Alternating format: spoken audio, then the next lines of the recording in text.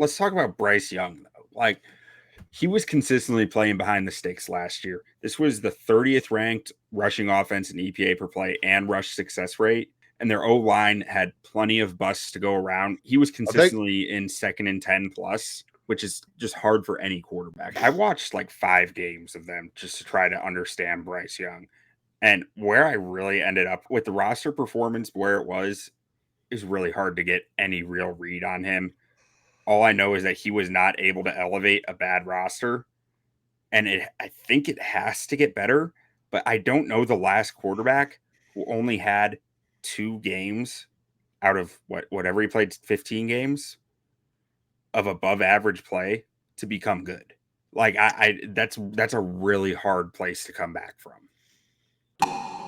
You play to win the game. Hello? You play to win the game. You don't play to just play it.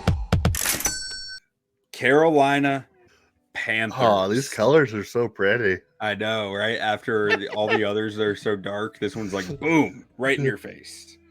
So, first and foremost, Bryce Young. He's young. He better be the guy. Because if he's not the guy, we're about to get a Hard Knocks with Caleb Williams front and center in the national media and a hub of media like the city of Chicago is. If Caleb Williams is as advertised, I mean, you're lucky you're the Carolina Panthers, because if you were the Dallas Cowboys or the San Francisco 49ers or the Philadelphia Eagles or the New York Giants, you could never, ever, ever live that down. What I'm seeing here reminds me so much of the 2018 Bears, where they said, we have to make it work because Deshaun Watson's really good. Yeah. We need to make sure Mitch Trubisky's good.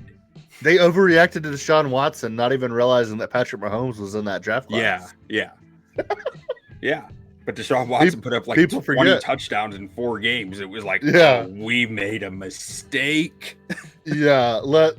Let's find all the Band-Aids that we can find. Yeah. Like that's what I see with what they did this offseason of we need to stack this roster up to see if Bryce Young is it as soon as possible. Because if not, we need to move on as soon as possible. Yeah, but man, looking down that pipeline, like not only did you give up DJ Moore, you gave up Caleb Williams, you gave up another incoming 2nd round pick. We're sitting here and we're looking at this offense. Offensive line looks okay. They go out and get Diontae Johnson. Xavier Legette might be the coolest dude in football. I don't know if he's good at football. You know, he has a tattoo of John Belushi on his stomach. Like I said, probably the coolest dude in football. I'm so whether confused or not he's by it. I don't know why it's there, but it's there. I love this wide receiver room. If Xavier Legette's good, I love this wide receiver room. I don't think he is, but he's fun. He's exciting. I love Jonathan Brooks. Is Jonathan, right? Yeah. Jonathan Brooks out of Texas. Chuba Hubbard. I think Miles Sanders is still technically on this team. He is. I got yelled at on Twitter for posting this with Miles Sanders as the starter, so I know he is. But Bryce Young. Let's get into it. What you want to start? Where do you want to start with here? Bryce Young. Bryce Young is the only place to start because it's all about Bryce Young. This roster is good enough to win if Bryce Young can be good enough. People forget there were like I always joke around about the people forget thing with the Bears and Patrick Mahomes. That's all fun and games between you and I.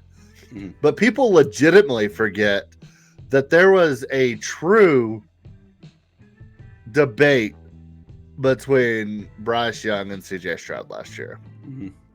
especially leading up into the draft.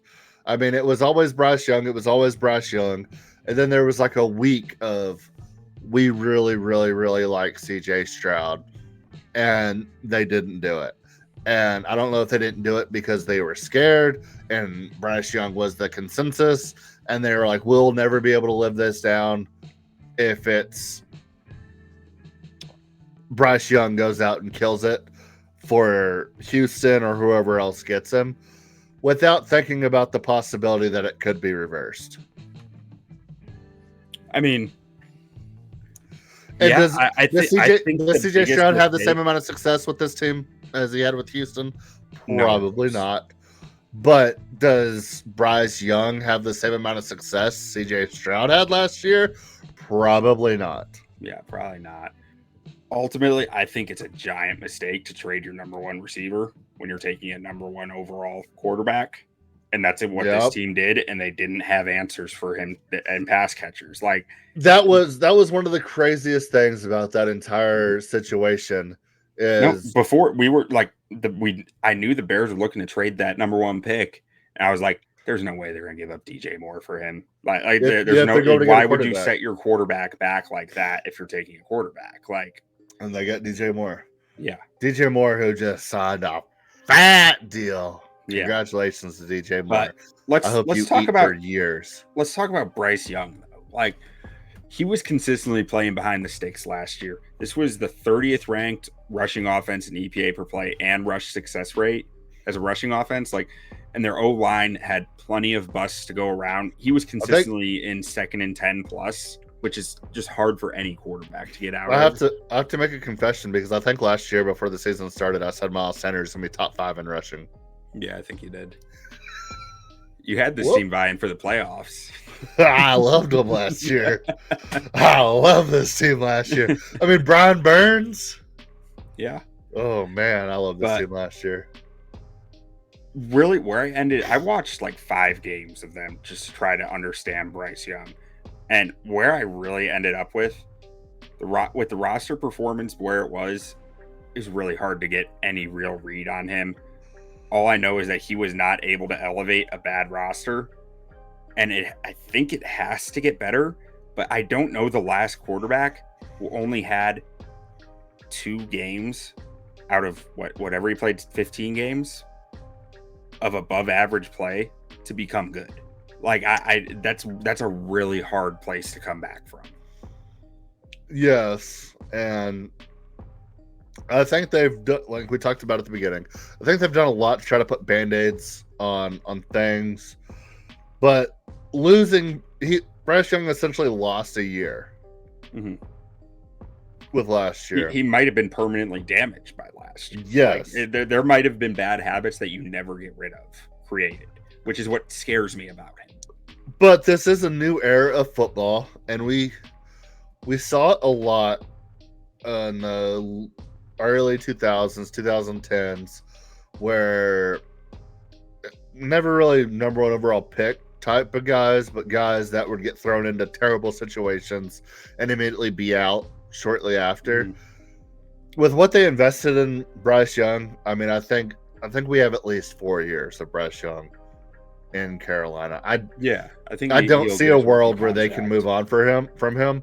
And in this era of football, I mean, Bryce Young has had better coaching than most guys ever got in their life coming up to that point, especially playing football at Alabama under Nick Saban with the resources Alabama has, to where one detrimental year might not tank a career like it did 15 years ago. Would you be surprised if I told you that Bryce Young put up like 3,800 yards, 29 touchdowns, 15 interceptions this year? No. That's what Mitch Trubisky did in 2018. A good roster can support a quarterback who is not there. Like, who is there in a good supporting cast. We're talking about offensive system. We're talking about the Pro Bowler himself, Mitch Trubisky. Correct. And that's like, I see so much of that within this roster. Now, it's not saying Bryce Young is going to be Mitchell Trubisky and fail out after that. I mean, maybe he won't. Maybe the circumstance will be better. The coaching will be better. But, like, I don't Who's their think kicker? the book's necessarily written on him. I do not know who they're. Joey Sly, maybe? I'm not sure if he's still there. I don't cover the special teams, guys. I'm sorry. I'm just I saying. cover enough. I'm just saying, as long as it's not Cody Parkey, that'll be all right. Oh, yeah. I mean, I don't think you're talking about a defense that's on the same tier as the 2018 Bears was. Maybe if they added prime Khalil Mack, they might be. But, like, yes. Can I say something for this defense? Yeah. Defensive Player of the Year, Derrick Brown. Love to see it. I do not think it happens. Defensive Player of the Year? I would love to see it. I just think it's so hard for a defensive tackle to win that. Okay. Defensive Player of the Year? You have Hom. Jaycee Horn. Ooh, it's spicy. Love Jaycee Horn. Thought he was going to be a Cowboy. If he stays Probably on the field, he's really good. You could have had Micah Parsons, but you took Jaycee Horn away from us. All right, you want to get into the weapons here? Let's get into these weapons here. Okay, so Chuba Hubbard, Oklahoma State legend, Miles Sanders, Penn State legend, Mike Boone, not a real person. No, I've watched him play football. He was in Minnesota. Then Raheem Blackshear, Rashad Penny. Raheem Blackshear's a little spicy. He's fine. I would assume Rashad Penny's not going to make this roster with Jonathan Brooks coming in. I don't know if Mike Boone makes his roster with Jonathan Brooks coming. Truly. Or Miles Sanders at that. Well, Miles Sanders, I think they paid him pretty good money. But I think this is Jonathan Brooks' backfield. Second round pick. Coming off torn ACL, but assuming he's healthy, I'd assume this is his backfield, right? Yeah, I think it's Chuba Hubbard and him. I think it's Chuba Hubbard is the starter right now. Technically speaking, I think so. But according to Panthers fans on Twitter, Chuba Hubbard is the starter, and there's no question. Yeah, do Panther fans love Chuba Hubbard? Yeah, Panther fans absolutely. Watch him play because they lost Christian McCaffrey. He is heart and soul type runner. Like he is going to win. I've watched a lot of Chuba Hubbard. He's a fine running back. I feel like maybe because I'm not a Panthers fan, is he like a? I could probably say a lot of names that nobody would even. Jordan Howard. Probably better in the receiving game. I'm not sure though. He didn't do a lot in the receiving game, but like Bears fans adored Jordan Howard, but he was still just Jordan Howard. I was trying to think of the guy on the Cowboys. Julius Jones. No, he I forgot the name. He got arrested for stealing underwear from Abercrombie and Fitch. Red flag. Major red flag. This was after he had like a 1,400-yard season. It was like a 7th round pick or something. But anyway, I can't. His last name was like Joseph or something like that. I can't remember. Anyway, it just seems like he's the guy that replaced Christian McCaffrey. So you feel like you have to like him when Jonathan Brooks is the best running back in this room. Yeah. I mean, I agree. I think Jonathan Brooks is going to take this job eventually. I loved his tape coming out of Texas. And then at receiver, I mean, Adam Thielen, I'll admit I was wrong. He's still doing the dang thing. I thought he was washed. He's not. Joseph Randle. Great Cowboys running back. Not allowed in Abercrombie and Fitch. That he basically was he filled in the role but before Zeke and anyway, that feels like Chuba Hubbard to me. And then so Adam Thielen should continue to be a starter there. Diontae Johnson is going to start on the outside. Diontae Johnson is a baller. This dude is a route winner. He, don't let 765 yards make you think otherwise. Kenny Pickett was awful. Like Diontae Johnson is good at football. As a Panthers fan, does it worry you that Steelers always have success at the wide receiver position, but whenever they leave Pittsburgh, they don't seem to have the same amount of success for some reason? Yes, it does. Pittsburgh does not just trade guys for fun. Like Pittsburgh trades guys knowing why they're trading them. So that does worry me a little. So Who was the first domino to fall in that Pittsburgh wide receiver room? He went to Miami back in like 2010. He was a deep threat guy with Ben Roethlisberger. Oh, Mike Williams was still good after he left. Was it Mike Williams? I want to say it was Mike Williams. I want to say it was Mike Wallace. Oh, maybe it was Mike Wallace. He was pretty good. He was kind of the first domino to fall. I was thinking of Martavis Bryant. Oh, God. Hall of Famer. Martavis Bryant was so fucking good. I know. It was awesome. But, yeah. People don't really leave Pittsburgh and continue the same amount of success that they had for one reason or another. I mean, Antonio Brown had his own issues. If it happens to Johnson, it's a lingering injury. It's like going to be a bad knee or something that starts really flaring up. Like, I don't know exactly what it would be, but it would be some type of injury where they get the medical information though. Something is coming. Do you have to? No, they get the medical information. They go through all that, but like, there's still some things that they might know more intimately than would be written on paper. You know, or they just have a hunch. They're like, yeah, he's probably not going to recover from this. Like, on paper, it says he should, but like, we don't think he will. But you don't have to disclose that. Yeah, I mean, they're, and I'm not saying that is what's happening here. I'm just saying because I think Diontae Johnson's tape is really clean. Like, and I don't think there's a major, unless, I mean, hey, who knows? Antonio Brown was a freaking nutcase and they kept it under wraps in Pittsburgh. So, like, I don't know. But, like, it's weird that Pittsburgh is just getting rid of him. Yes, especially when they bring in two quarterbacks. Maybe they like that young kid that much that came out of Clemson. But I can't remember his name. Who's a baller. A receiver? Yeah, this isn't about the Steelers. Let's talk about the Panthers. He's in his second or third year. You know who I'm talking about. Anyway, is Terrace Marshall Jr. ever gonna take that next step? So. I loved him at LSU. So I've never really.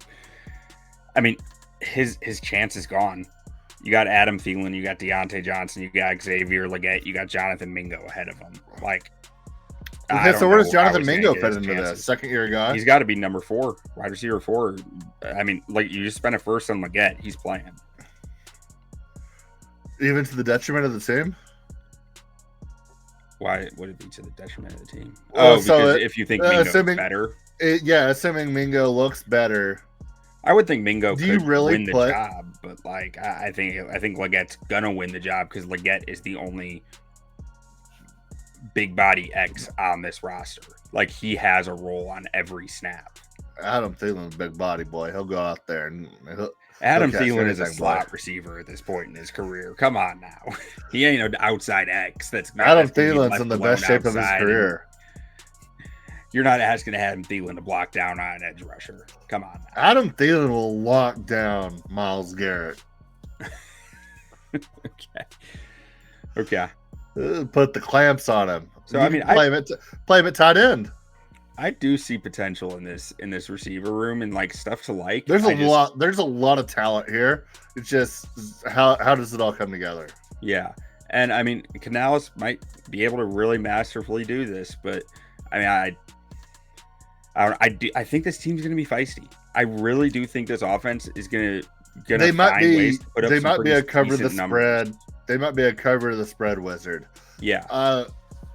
I think if this team only won 4 games, but they were like 14-3 against the spread, you have a lot to look forward to. And I know you don't want to hear that in the second year quarterback who was the number 1 overall pick, but on the bright side, with these quarterback contracts the way they are, if you can lock him up after like his 3rd year and you haven't had a winning season yet, maybe you can extend him, get him a little bit on the cheap, and like then really build a roster. I don't know how this team goes moving forward, but yeah, that's one way to possibly do it. Like, you just keep building, because I like a lot of the pieces they have here. Yeah, Jonathan Mingo, 2nd year. Diontae Johnson, 5th year, had a lot of success. Terrace Marshall, 6th year. Well, like we said, 7th, I think. Yeah, like we said, he's probably doesn't have a place on the team in Terrace Marshall, but young wide receiver. You have a young quarterback. Like, we can find some connections here in this wide receiver room with this quarterback to build on. So you just got to hope that Bryce Young's the guy. It all comes down to Bryce Young. I mean, in this tight end room, just to close out the weapons. Tommy Tremble. He's a name. He's fine. I mean, you need Jatavian Sanders to step up and take a role here because, I mean, Tremble and Ian Thomas, they're both fine. Jatavian Sanders is I don't know if you want either of those guys starting. He plays bigger than he is. He's actually not as big as he looks. Am I thinking of a different tight end? Wasn't he like, I thought he was like 6'7". No, he's like 6'3", 6'4", maybe. Who is the tight end that I'm thinking of? It don't matter. But he plays, yeah, like he's a former basketball player who like boxes out well and can go. He's up got and a get sweet it. name. Yeah, he does. On the O line, I mean, I think Ickey Ekwonu is a lot better than what he gets credit for. He looked really bad on tape at times last year, but what is this, year 3 for him? Yeah, year 3. But I swear the guards made him look worse than he was. They had some of the worst guard play and the worst interior play in the NFL last year. And I think he got hung out to dry a lot. That really hurt him. And he's not, pass protection isn't what he's known for. He needs to be a marquee run blocker for you. And if Canales does that here, I think he's going to start looking really good again and be back on the right track. Taylor Moton, awesome football player. He's just a standard professional offensive tackle, above average offensive tackle. There's no reason to think he's going to stop being that. There's really nothing to worry about with Taylor Moton as far as I'm concerned. In the interior, went and signed Damian Lewis, who is a solid guard in the league. I think you overpaid him, but you have to get him there. Like that. That's just the way it is. Yeah. He's solid. I don't think he's better than solid, but solid is a massive improvement for what you had last year. Robert Hunt is better than solid. Robert Hunt is a good offensive guard in this league. I don't think he's ever going to be making Pro Bowls, but he can do a job and do it well. He can just run people over in the run game, like just road grader. He's strong as hell. When he gets his hands on you, you're not going anywhere. At center, did Austin Corbett used to be good? Yeah, Austin Corbett's been fine in this league at times. Again, I think it's probably an upgrade from Bozeman last year. Bozeman was kind of a weird fit last year. I mean, he's such a power run game center, but your offensive line wasn't really geared towards power run game as far as the personnel went. Like, I don't know. Austin Corbett's fine, I think, at center as long as he's staying on the field. Still really question marks at center, I'd say. Between Corbett and Zavala, I don't know if Nash Jensen might play any center, but like as far as I'm concerned, you still have some question marks at center, but you have 4 out of 5 positions looking pretty solid here as far as I'm concerned. And I really like Yosh Nijman as a swing tackle. I think he struggled last year in Green Bay, but what he's put on tape previously, I think there's stuff to like with his player profile. Now, where I really start to think this team will be feisty is the D-line. I don't know that you can run on this defense. I look at this D-line, and I see Derrick Brown, A'Shawn Robinson, DJ Wonham, and Jadeveon Clowney. Like, those are 4 premier run stuffers in this league. I do not know that you can go out there and say, we can confidently run on this team with just their 6 guys in the box. At that point, you have 5 guys back in coverage, or five guys always in coverage, up to 7 guys in coverage, because you can stop the run with your down 4 defensive linemen. That starts to get fun, especially with Ejiro Evero calling plays. He's such a creative defensive coordinator, such an incredible defensive mind. I really think this defense might cause some problems this year. Like, I don't think they're going to be a top 5 defense or anything, but I think that they're going to be very difficult to run the football on, which opens up a lot of coverage possibilities for their back end. Yeah, and I mean, we talked about it earlier. Derrick Brown is phenomenal. We talk about it every week. Every time there's a premier interior defensive lineman, and we talk about him. Derrick Brown just so damn good. He's so good, man. I mean, he's just he's just mauling people in there, just throwing grown 300-pound men, 300-pound NFL athletes. He's just throwing them out of the way at times. Like, he is so good and so underrated, so overlooked. Derrick Brown is one of the premier defensive tackles. It's so funny. The guys that stick with you for one reason or another from college to the NFL, and just him wearing a single-digit number in college always, like, that's like the first thing that comes to my mind every time I think Derrick Brown. Yeah. I really do think there's a lot to like in this defensive line. Even losing Brian Burns, like, I don't think you made up for the pass rush. I do think this pass rush. Do you think they got some? Do you think they got the return they deserve for that? What did they get for Burns? It wasn't a first, I don't think. It was a second and another pick, I think. Yeah, hold on. I can pull it up if you want to keep going. I think the return was probably okay. I wouldn't say it was good, but it was like probably a little undervalued, but number 39 overall pick in the 2024 draft and a 2025. So second and a fifth. Second and a fifth, like, who'd they get? That's who they got. Jonathan Brooks, I think. Yeah. So I mean, I feel like that return is a little light, but like, you can live with it. I think Burns is really good. So that's it is 39, not, so the difference between that and if they got like 20, yeah, it's a difference, but it's not the end of the world difference. Like, I don't know. I feel a little shortchanged by it, but yeah, I mean, he needed to get paid too, so you never know how that situation goes. Clevion Chasen, did he get drafted by them? No, he was drafted by the Jaguars. That's what I thought. I didn't think. Did he get? They got cut? some youth here. Like, did he get cut or did they trade for him? Because I thought he was in the draft like three. He was a free agent. I could have sworn he was in the draft like 2 years ago. No, it was a while ago. It's like 5 years maybe. That was throwing me off. Yeah, I get some players' drafts confused. I could have swore Clevion Chasen was like 2 years ago.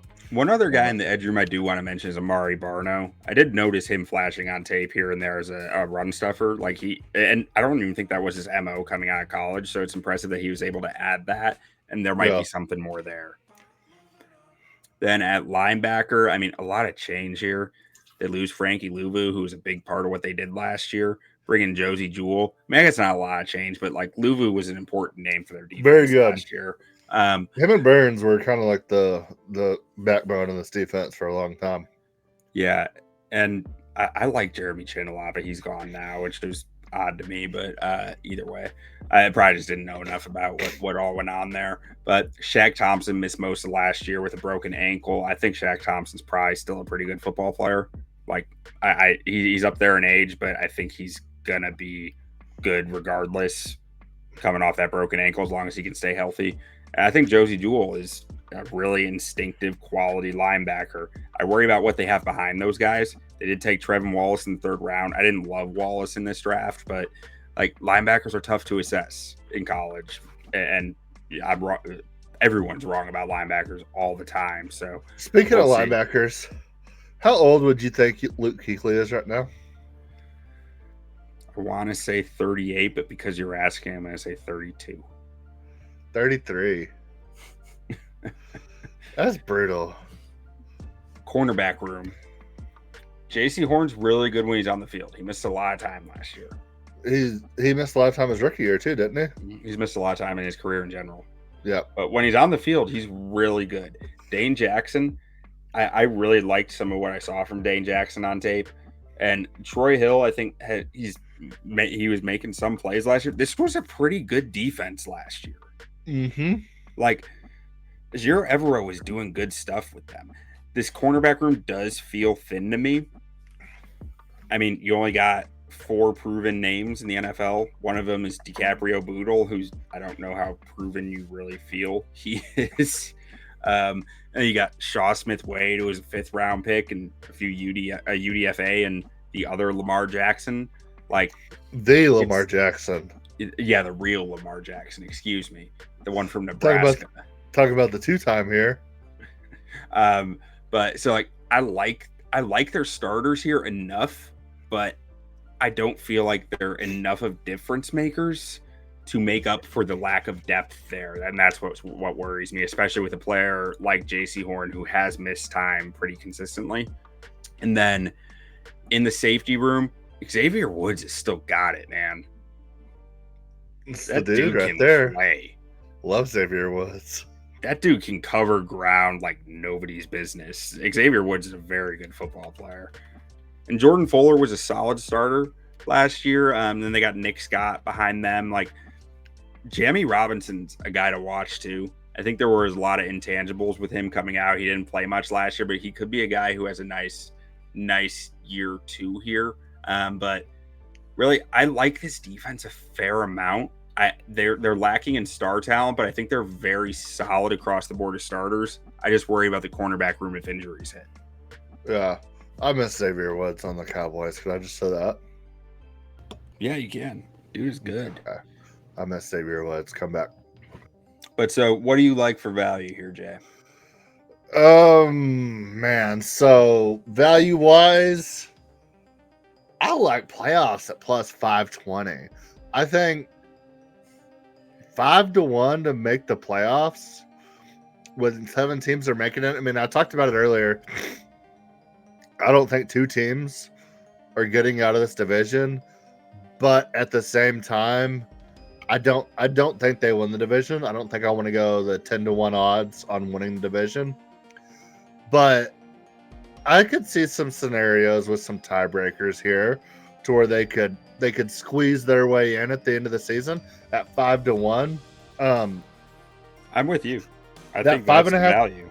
That 5.5 win total minus 124 going over. Don't love that. I don't think they go under it. Yeah, I just don't love it. Like, I want more value than minus 124. Like, I like the over. Yeah, but...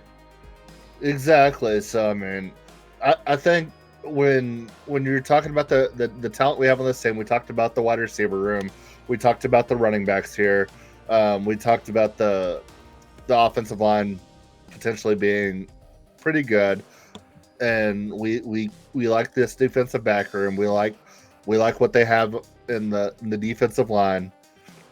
I could see a world where we look up at the end of the season, the Panthers go 9-8, and they squeeze into the playoffs. I mean, I don't think it's going to happen, but I think that's really good odds. No, I'm with you. I definitely think that this team added so much proven NFL talent this offseason that I think they really have a shot. If a few things go right, they could be a playoff team.